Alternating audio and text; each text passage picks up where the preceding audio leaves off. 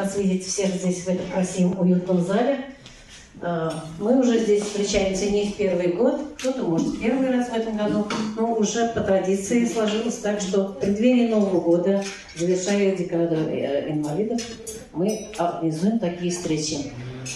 Мне кажется, эти встречи нужны всем нам, и вам, и вашим детям. В первую очередь, я рада, что вы смогли приехать к нам, нашли время, нашли возможности.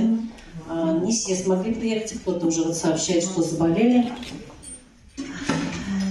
Эта встреча нас всех мобилизует, организует в какой-то мере, да, ведь?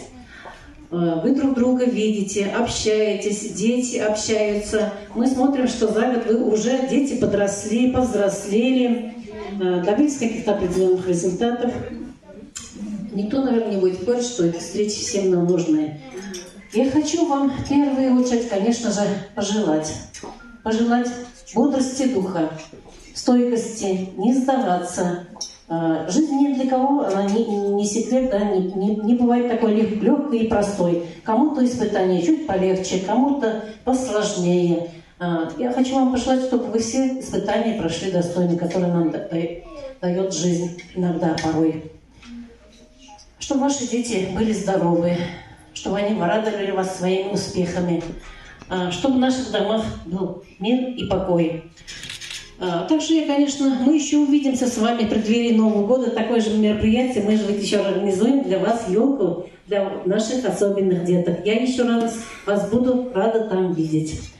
И, конечно, хочу сказать в первую очередь спасибо организаторам этого мероприятия, Джамиле Гараф-Мисагиевой, в первую очередь. Она находит и средства, и спонсоров, и возможности из невозможного. Хочу сказать спасибо представителям спортивно-оздоровительного комплекса «Салават Купре». Сотрудникам отдела социальной защиты очень большое спасибо, потому что они вас обзванивают, собирают вас. И хочу, конечно же, сказать спасибо руководителям, хозяинам этого красивого заведения, Равилю Графидиновичу и Эльсире Рашидовне. Большое спасибо. Если вы они нас слышат, давайте им поаплодируем за предоставленную возможность, за то, что они нас каждый год собирают в этом красивом, уютном зале. И я надеюсь, что всем нам это мероприятие понравится, все его проведем с пользой и радостно. Всем желаю хорошего дня. Спасибо.